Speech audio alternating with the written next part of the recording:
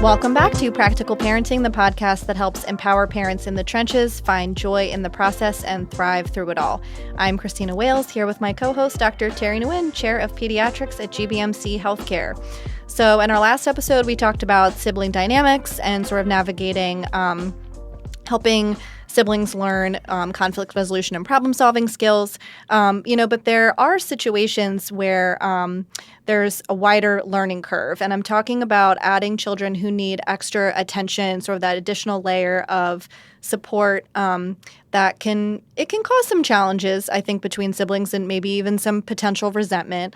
And I think, when we're thinking about those types of kids, fair doesn't always mean equal. And I think that's true for, all sibling dynamics. When you're, that's not fair, it doesn't mean that you get the same thing that the other person gets. It's just what works for you. And sometimes kids need extra things.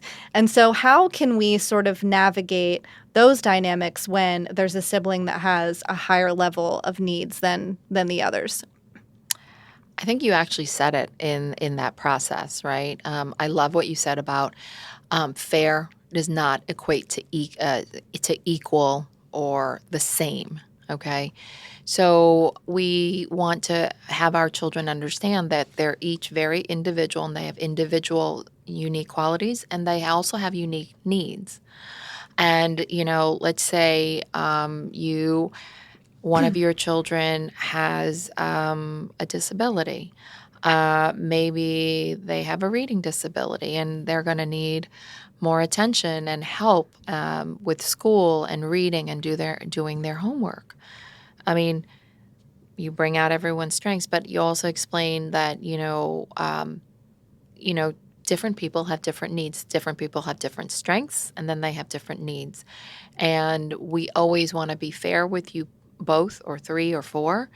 But, we as parents have to focus our efforts on what each individual child's needs are. And, so maybe, and our love is limitless. Okay.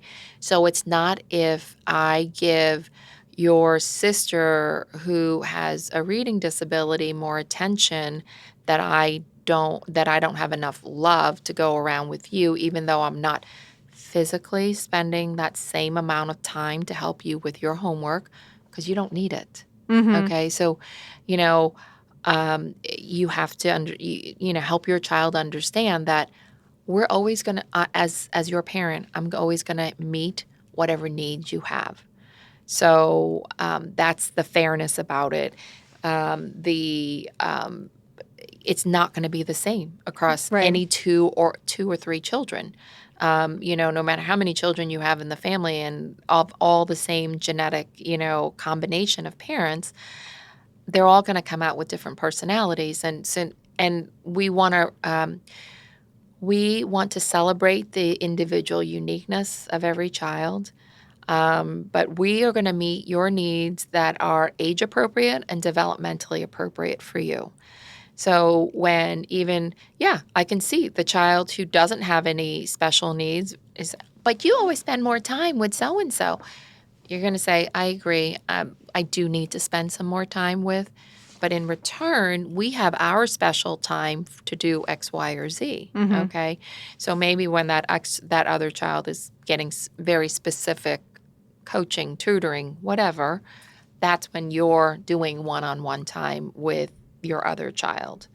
Now, it gets more complicated if there are multiple children, then you're going to have to break it up, right? But I think it's about the modeling and to say out loud, my heart doesn't have any limits. Our love for you has no limits. I have some limits about how many hours there are in a day. Sure. But my heart is big enough to, get my arms around as many of you guys as there are.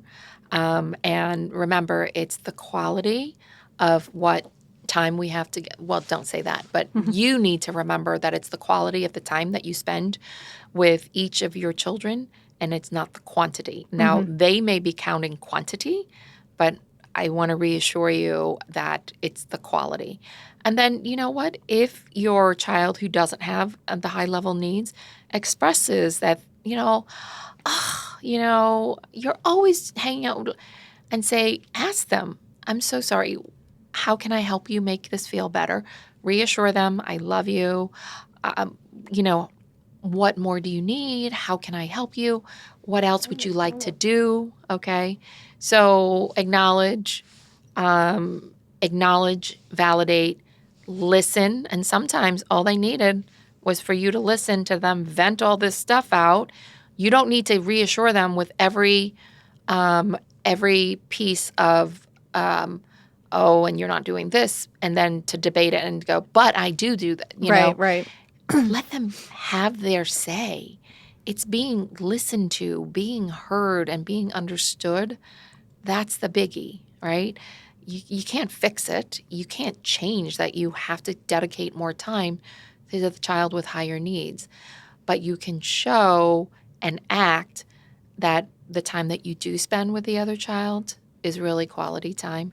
And then you also need to bring them together so that they're not, there's not sibling animosity, right? Because I was just going to say, in the last episode, you talked about, when you introduce a new child, having them be part of the team. I wonder if there are, obviously there are many ways that this could show up in a family, but if there's a way for you to involve the other children in whatever's happening and have them have a role in supporting that child, or, if it's a reading disability and you're reading maybe like that other child is helping, tutor where you would be or whatever, and just kind of sharing in the responsibility. Yes, that is great. And then I'm going to remind parents to not overdo it, because then that other child can feel very burdened. Sure, yeah. Everything is about how can we make the life of the other child? How can we improve the life of the other child? And what about me? Right. That may backfire on us. And you don't want to force them to. Right. Yeah, right. I see what you're saying. So I love that, okay? But I also want to caution there's a balance there. Yeah. Right? And, so the flip side of that is, what can the child who has the needs, how do they involve them with the other child in the fun? But then there's also times that you're going to have to recognize that, perhaps there's a developmental delay and it's a lot of work to get the higher needs child to be doing stuff with the family, so not every family adventure has to be everybody. I'm thinking more of like some significant developmental delay where any outing with that special needs child is very work intensive. Sure. So if that's the case, you do need to have time where there's family time with the other child, other children, and not include your high needs child, so that when you're supposed to be having fun, you're not focusing all on everyone's energy on caring for the child with the higher level of needs, right? Yeah, that makes sense. Yeah, and there's no set rule for this, and certainly I don't know all of the answers. Right. But I'm just trying to, kind of bring awareness to, oh, if I do that, what's the consequence of that? Sure, yeah. And a lot of it is, honestly, you don't know about it until you're living it, right? And we're all going to make mistakes, and that's okay. That's how we learn, and that's how we course correct to do better on the next time that we're doing something similar, and there's a similar family dynamic. So the really big part here is to, pause and reflect, and if you do something that you're like, that could have been done better, please don't whip yourself over it. I mean, you'd be inhuman if you were perfect, okay? That's bad. Maybe you apologize publicly to your child, your family. Hey, I see that, we were hoping for a great family outing and it was kind of a disaster. What do you guys think we could do next time to make it better? I'd love your input. So get their feedback and then do some self-reflection for yourself. But if you can involve people, then that means like, oh, mom saw that was not as great of an outing as she thought it would be. It kind of backfired. And we're going to try it in a different way next time. And let's see how that works. But that's also modeling problem solving, modeling how to take different approaches to the same idea, right? So always remember that what we're doing with our kids is setting the foundation for the basic skills that they're going to have so that they can go forward at every stage of their lives, right? So you don't have to, just when you have quiet and pause and you're reflecting. I'm not reflecting on every activity that I'm doing with my children. Far from it. I think I was yelling most of the time, okay, or losing my mind. And now that I'm further away from it, I wish I'd reflected more, okay? I wish that I paused more often. I mean, I learned these skills because I've been through the war, okay? It's not because I was such a great parent. It was because I made so many mistakes. I'm like, oh, yeah, I should approach it this way now, right? Yeah. And so take it with a grain of salt. There's no absolute one right or wrong way.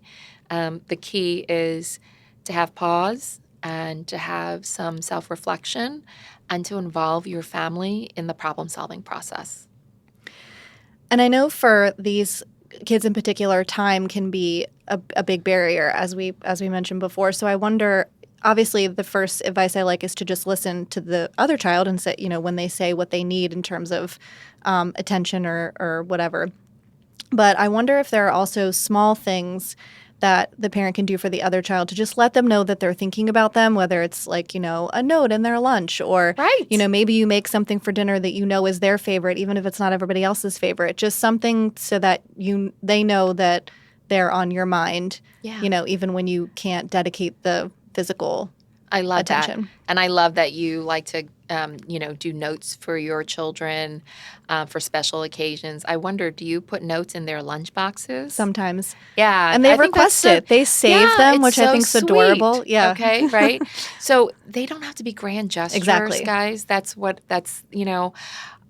like simple thank you notes. When we do it for each other as adults, it's so gratifying and so So imagine our children feel the same way. Yeah.